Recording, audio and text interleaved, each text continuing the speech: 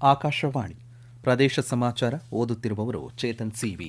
ಮುಖ್ಯಾಂಶಗಳು: ವಿಧಾನ ಪರಿಷತ್ ಚುನಾವಣೆ 8 ಅಭ್ಯರ್ಥಿಗಳ ನಾಮಪತ್ರ ಮಾನ್ಯ. ನಾಡಿದ್ದು ನಾಮಪತ್ರ ಹಿಂಪಡೆಯಲು ಕೊನೆಯ ದಿನಾಂಕ.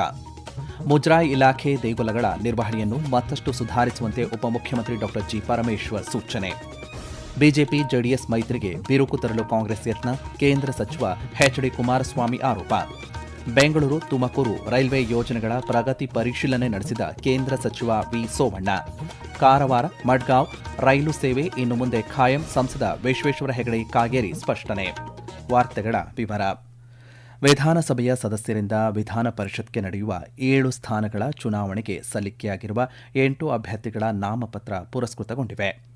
ಜೆಡಿಎಸ್ನ ಗೋವಿಂದರಾಜು, ಬಿಜೆಪಿಯ ರಘು ಆರ್, ಲಿಂಗರಾಜ್ ಪಾಟೀಲ್, ಕಾಂಗ್ರೆಸ್ನ BK Hariprasad, Shivanna BS, Vinay Karthik, PV Mohan, Tippannappa Kamakanur ಅವರ ನಾಮಪತ್ರಗಳು ಮಾನ್ಯಗೊಂಡಿವೆ ಎಂದು ಚುನಾವಣಾಧಿಕಾರಿ ಎಂಕೆ ವಿಶಾಲಾಕ್ಷಿ ತಿಳಿಸಿದ್ದಾರೆ. ಇದೇ 11ರಂದು ನಾಮಪತ್ರ ಹಿಂಪಡೆಯಲು ಕೊನೆಯ ದಿನಾಂಕವಾಗಿದೆ.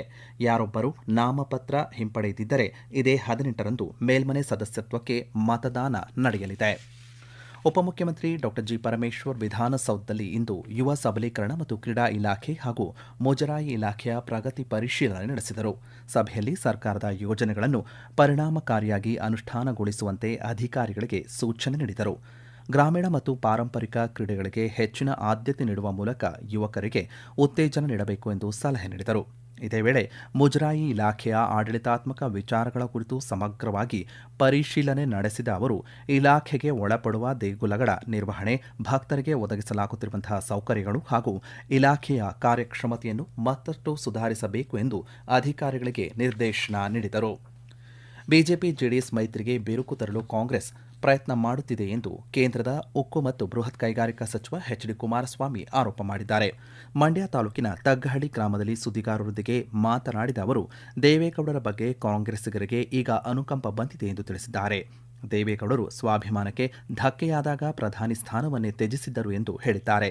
ಇದೇ ವೇಳೆ ಡಿಕೆ ಶಿವಕುಮಾರ್ ಮುಖ್ಯಮಂತ್ರಿಯಾಗಿರುವುದರಿಂದ ಒಕ್ಕಲಿಗ ಸಮುದಾಯದ ಮತದಲ್ಲಿ ಯಾವುದೇ ವ್ಯತ್ಯಾಸ ಆಗುವುದಿಲ್ಲ ಎಂದು ಅಭಿಪ್ರಾಯಪಟ್ಟಿದ್ದಾರೆ. ಕೇಂದ್ರ ರೈಲ್ವೆ ಮತ್ತು ಜಲಶಕ್ತಿ ರಾಜ್ಯ ಸಚಿವ ವಿ. ಸೋಮಣ್ಣ ಇಂದು ಬೆಂಗಳೂರು ಮತ್ತು ತುಮಕೂರು ಸುತ್ತಮುತ್ತ ರೈಲ್ವೆ ಯೋಜನೆಗಳ ಪ್ರಗತಿ ಪರಿಶೀಲನೆ ನಡೆಸಿದರು.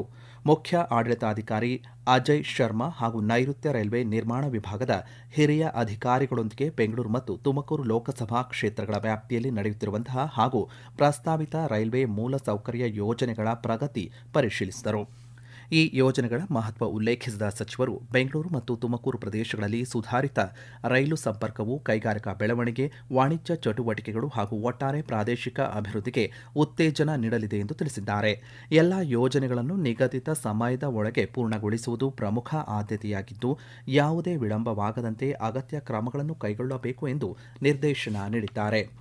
ಕಾರವಾರ ಮತ್ತು ಮಡಗಾಂವ್ ನಡುವೆ ಸಂಚರಿಸುತ್ತಿದ್ದಂತಹ ವಿಶೇಷ ರೈಲನ್ನು ಇನ್ನು ಮುಂದೆ ಖಾಯಂ ಸೇವೆಯನ್ನಾಗಿ ಪರಿವರ್ತಿಸಲು ರೈಲ್ವೆ ಮಂಡಳಿ ಆದೇಶ ಹೊರಡಿಸಿದೆ ಎಂದು ಉತ್ತರ ಕನ್ನಡ ಸಂಸದ ವಿಶ್ವೇಶ್ವರ ಹೆಗಡೆ ಕಾಗೇರಿ ತಿಳಿಸಿದ್ದಾರೆ. ಈ ರೈಲು ಎಸಿ, ಸ್ಲೀಪರ್ ಮತ್ತು ಸಾಮಾನ್ಯ ದರ್ಜೆಯ ಬೋಗಿಗಳನ್ನು ಒಳಗೊಂಡ ಒಟ್ಟು 14 ಬೋಗಿಗಳೊಂದಿಗೆ ಸಂಚರಿಸಲಿದೆ. ಈ ಭಾಗದ ಜನಸಾಮಾನ್ಯರಿಗೆ, ಉದ್ಯೋಗಿಗಳಿಗೆ, ಪ್ರವಾಸಿಗರಿಗೆ ಹಾಗೂ ಆರೋಗ್ಯ ಸೇವೆಗಾಗಿ ಗೋವಾಕ್ಕೆ ತೆರಳುವ ರೋಗಿಗಳಿಗೆ ಅತ್ಯಂತ ಉಪಯುಕ್ತವಾಗಲಿರುವ ಈ ಖಾಯಂ ರೈಲು ಸೇವೆಯ ಸೌಲಭ್ಯವನ್ನು ಸಾರ್ವಜನಿಕರು ಹೆಚ್ಚಿನ ಸಂಖ್ಯೆಯಲ್ಲಿ ಸದುಪಯೋಗ ಪಡಿಸಿಕೊಳ್ಳಬೇಕೆಂದು ಸಂಸದ ಕಾಗೇರಿ ಮನವಿ ಮಾಡಿದ್ದಾರೆ. ಬಿಟ್ಕಾಯಿನ್ ಪ್ರಕರಣದಲ್ಲಿ ಶಾಸಕ ಎನ್ಎ ಹ್ಯಾರಿಸ್ ಪುತ್ರ ಮೊಹಮ್ಮದ್ ನಲಪಾಡ್ಗೆ ಜಾರಿ ನಿರ್ದೇಶನಾಲಯ 3ನೇ ನೋಟಿಸ್ ನೀಡಲು ಸಿದ್ಧತೆ ನಡೆಸಿದೆ. ಬಿಟ್ಕಾಯಿನ್ಗಳನ್ನು ಭಾರತೀಯ ಕರೆನ್ಸಿಗೆ ಅಕ್ರಮವಾಗಿ ಪರಿವರ್ತಿಸುವ ಮೂಲಕ ನಲಪಾಡ್ ಖಾತೆಗೆ ಕೋಟ್ಯಂತರ ರೂಪಾಯಿ ರವಾನಿಸಲಾಗಿದೆ. ಜೊತೆಗೆ ಹ್ಯಾಕರ್ ಶ್ರೀಕಿಯೊಂದಿಗೆ ಅಕ್ರಮವಾಗಿ ಬಿಟ್ಕಾಯಿನ್ಗಳನ್ನು ಪಡೆದು ನಗದು ರೂಪದಲ್ಲಿ ಪರಿವರ್ತಿಸಿದ ಆರೋಪವೂ ಕೇಳಿಬಂದಿದೆ. ಈ ಹಿಂದೆ ಇಡಿ ಅಧಿಕಾರಿಗಳು ಶಾಸಕ ಎಂಎ ಹ್ಯಾರಿಸ್ ಹಾಗೂ ಮೊಹಮ್ಮದ್ ನಲಪಾಡ್ ಅವರ ನಿವಾಸಗಳ ಮೇಲೆ ದಾಳಿ ನಡೆಸಿ ಸಾಕ್ಷಿಗಳನ್ನು ವಶಪಡಿಸಿಕೊಂಡಿದ್ದಾರೆ. ಈಗಾಗಲೇ 2 ಬಾರಿ ನೋಟಿಸ್ ನೀಡಿದ್ದರೂ ಮೊಹಮ್ಮದ್ ನಲಪಾಡ್ ವಿಚಾರಣೆಗೆ ಹಾಜರಾಗಿಲ್ಲ. ಪ್ರದೇಶ ಸಮಾಚಾರ ಕೇಳುತ್ತಿದ್ದೀರಿ. ನಮ್ಮ ಎಲ್ಲಾ ರಾಷ್ಟ್ರೀಯ ವಾರ್ತೆಗಳು ಹಾಗೂ ಪ್ರದೇಶ ಸಮಾಚಾರ ಈಗ ಆಕಾಶವಾಣಿ ನ್ಯೂಸ್ ಕನ್ನಡ ಯೂಟ್ಯೂಬ್ ಚಾನೆಲ್ನಲ್ಲಿ ಲಭ್ಯ. ನಮ್ಮ ಎಕ್ಸ್ ಖಾತೆ ಮತ್ತು ಇನ್ಸ್ಟಾಗ್ರಾಂ ಖಾತೆ ಆಕಾಶವಾಣಿ ನ್ಯೂಸ್ ಕನ್ನಡ. ಹೆಚ್ಚಿನ ಮಾಹಿತಿಗಾಗಿ ನಮ್ಮ ಫೇಸ್ಬುಕ್ ಖಾತೆ AIR ಕನ್ನಡ ನ್ಯೂಸ್ ಅನುಸರಿಸಿ.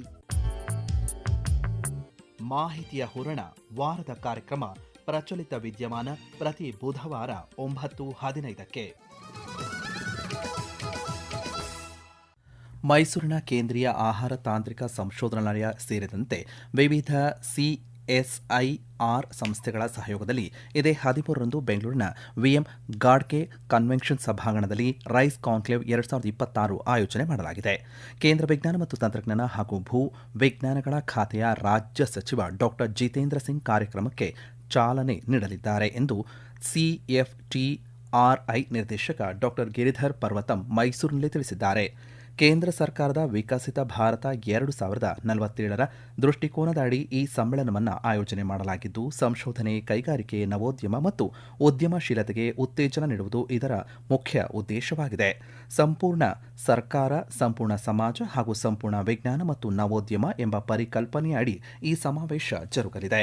ವೈಜ್ಞಾನಿಕ ಸಂಶೋಧನೆಗಳನ್ನು ವಾಣಿಜ್ಯ ಉತ್ಪನ್ನಗಳಾಗಿ ಪರಿವರ್ತಿಸಲು ಮತ್ತು ಯುವ ನವೋದ್ಯಮಿಗಳಿಗೆ ಸೂಕ್ತ ಪರಿಸರ ವ್ಯವಸ್ಥೆ ನಿರ್ಮಿಸಲು ಇದು ಸಹಕಾರಿಯಾಗಲಿದೆ ಎಂದು ಅವರು ತಿಳಿಸಿದ್ದಾರೆ. ರೈತರ ಕೃಷಿ ಭೂಮಿಯ ಸಂಸ್ಕರಣೆ, ಮಣ್ಣಿನ ಫಲವತ್ತತೆ ಕಾಪಾಡುವಿಕೆ ಹಾಗೂ ಸುಸ್ಥಿರ ಕೃಷಿ ಪದ್ಧತಿಗಳ ಕುರಿತು ಜಾಗೃತಿ ಮೂಡಿಸುವ ಉದ್ದೇಶದಿಂದ ಹಮ್ಮಿಕೊಂಡಿರುವಂತಹ ಖೇತ್ ಬಚಾವೋ ಅಭಿಯಾನಕ್ಕೆ ಗದಗದಲ್ಲಿ ಮಾಜಿ ಮುಖ್ಯಮಂತ್ರಿ ಸಂಸದ ಬಸವರಾಜ ಬೊಮ್ಮಾಯಿ ಇಂದು ಚಾಲನೆ ನೀಡಿದರು. ಈ ವೇಳೆ ಮಾತನಾಡಿದ ಅವರು, ಕೃಷಿ ದೇಶದ ಆರ್ಥಿಕತೆಯ ಬೆನ್ನೆಲುಬಾಗಿದ್ದು, ಕೃಷಿ ಭೂಮಿಯ ಸಂರಕ್ಷಣೆ ಮತ್ತು ಮಣ್ಣಿನ ಆರೋಗ್ಯ ಕಾಪಾಡುವಿಕೆ ಇಂದಿನ ಅಗತ್ಯವಾಗಿದೆ ಎಂದು ಹೇಳಿದ್ದಾರೆ. ರೈತರು ವೈಜ್ಞಾನಿಕ ಕೃಷಿ ಪದ್ಧತಿಗಳನ್ನು ಅಳವಡಿಸಿಕೊಳ್ಳುವುದರ ಜೊತೆಗೆ ಮಣ್ಣಿನ ಪರೀಕ್ಷೆ, ನೀರಿನ ಸಮರ್ಪಕ ಬಳಕೆ ಹಾಗೂ ಸಾವಯವ ಜೊತೆಗೆ ನೈಸರ್ಗಿಕ ಕೃಷಿ ಕ್ರಮಗಳಿಗೆ ಹೆಚ್ಚಿನ ಆದ್ಯತೆ ನೀಡಬೇಕು ಎಂದು ಅವರು ಸಲಹೆ ನೀಡಿದ್ದಾರೆ. ಚುನಾವಣಾ ಆಯೋಗದ ನಿರ್ದೇಶನದಂತೆ ಮಂಡ್ಯ ಜಿಲ್ಲೆಯಲ್ಲಿ ಮತದಾರರ ಪಟ್ಟಿ ವಿಶೇಷ ಸಮಗ್ರ ಪರಿಷ್ಕರಣೆ ಪ್ರಕ್ರಿಯೆಯ ಮ್ಯಾಪಿಂಗ್ ಕಾರ್ಯವು ಈಗಾಗಲೇ 96.59% ಪ್ರಗತಿಯನ್ನು ಕಂಡಿದ್ದು, ಉಳಿದ ಬಾಕಿ ಮ್ಯಾಪಿಂಗ್ ಅನ್ನು ಶೀಘ್ರವೇ ಪೂರ್ಣಗೊಳಿಸುವಂತೆ ಜಿಲ್ಲಾಧಿಕಾರಿ ಡಾ ಕುಮಾರ್ ಸೂಚಿಸಿದ್ದಾರೆ. ವಿಜಯಪುರ ಜಿಲ್ಲೆಯಲ್ಲಿ ಮತದಾರರ ಪಟ್ಟಿ ವಿಶೇಷ ಸಮಗ್ರ ಪರಿಷ್ಕರಣೆಯ ಕಾರ್ಯವನ್ನು ಯಶಸ್ವಿಗೊಳಿಸಲು ಮತ್ತು ಆರೋಗ್ಯಯುತ ಮತದಾರರ ಪಟ್ಟಿಯನ್ನು ಅಂತಿಮಗೊಳಿಸುವಲ್ಲಿ ನಿಯಮದಾನುಸಾರ ಕ್ರಮ ಕೈಗೊಳ್ಳಬೇಕು ಎಂದು ಜಿಲ್ಲಾಧಿಕಾರಿ ಡಾ ಆನಂದ್ ಅಧಿಕಾರಿಗಳಿಗೆ ನಿರ್ದೇಶನ ನೀಡಿದ್ದಾರೆ. ಯಾದಗಿರಿ ಜಿಲ್ಲೆಯಲ್ಲಿ ನಕಲಿ ವೈದ್ಯರ ಚಟುವಟಿಕೆಗಳು ಹಾಗೂ ಅವರಿಂದ ಉಂಟಾಗುವ ಸಾವು ನೋವುಗಳ ಬಗ್ಗೆ ಆರೋಗ್ಯ ಇಲಾಖೆಯ ಅಧಿಕಾರಿಗಳು ಕಟ್ಟುನಿಟ್ಟಿನ ನಿಗಾ ವಹಿಸಬೇಕು ಎಂದು ಜಿಲ್ಲಾಧಿಕಾರಿ ರಾಹುಲ್ ತುಕಾರಾಂ ಪಾಂಡ್ವೆ ಸೂಚನೆ ನೀಡಿದ್ದಾರೆ. ವಿವಿಧ ಆರೋಗ್ಯ ಕಾರ್ಯಕ್ರಮಗಳ ಪ್ರಗತಿ ಪರಿಶೀಲನಾ ಸಭೆಯ ಅಧ್ಯಕ್ಷತೆ ವಹಿಸಿ ಮಾತನಾಡಿದ ಅವರು, ಕೆಪಿಎಂಇ ಕಾಯ್ದೆ ಉಲ್ಲಂಘನೆಯಾಗದಂತೆ ಕಟ್ಟುನಿಟ್ಟಿನ ಮೇಲ್ವಿಚಾರಣೆ ನಡೆಸುವಂತೆ ಅಧಿಕಾರಿಗಳಿಗೆ ನಿರ್ದೇಶನ ನೀಡಿದ್ದಾರೆ. ಸಭೆಯಲ್ಲಿ ತಾಯಿ ಮತ್ತು ಶಿಶು ಆರೋಗ್ಯ, ಕ್ಷಯರೋಗ ನಿಯಂತ್ರಣ, ಡೆಂಗ್ಯೂ ತಡೆ, ಬಾಲ್ಯ ವಿವಾಹ ಮತ್ತು ರಕ್ತಹೀನತೆ ಸಮಸ್ಯೆಗಳ ಕುರಿತು ವಿಸ್ತೃತ ಚರ್ಚೆ ನಡೆಸಲಾಯಿತು. ಇನ್ನು ಹವಾವರ್ತಮಾನ. ಕರಾವಳಿ ಕರ್ನಾಟಕ ಮತ್ತು ದಕ್ಷಿಣ ಒಳನಾಡಿನಲ್ಲಿ ನೈಋತ್ಯ ಮುಂಗಾರು ಸಾಮಾನ್ಯವಾಗಿತ್ತು. ಕರಾವಳಿ ಕರ್ನಾಟಕದ ಹೆಚ್ಚಿನ ಸ್ಥಳಗಳಲ್ಲಿ ಹಾಗೂ ಒಳನಾಡಿನ ಹಲವೆಡೆ ಮಳೆಯಾದ ವರದಿಯಾಗಿದೆ. ದಕ್ಷಿಣ ಕನ್ನಡ, ಉಡುಪಿ, ಉತ್ತರ ಕನ್ನಡ ಜಿಲ್ಲೆಗಳಲ್ಲಿ ನಿರಂತರ ಗಾಳಿಯೊಂದಿಗೆ ಭಾರೀ ಮಳೆಯಾಗಲಿದೆ. ಕೊಡಗು, ಹಾಸನ, ಚಿಕ್ಕಮಗಳೂರು, ಶಿವಮೊಗ್ಗ ಜಿಲ್ಲೆಗಳ ಹಲವೆಡೆ ಭಾರೀ ಮಳೆಯಾಗುವ ಸಾಧ್ಯತೆ ಇದೆ.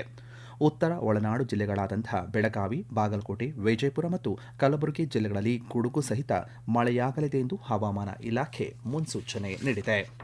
ಇನ್ನು ಸಂಕ್ಷಿಪ್ತ ಸುದ್ದಿಗಳು.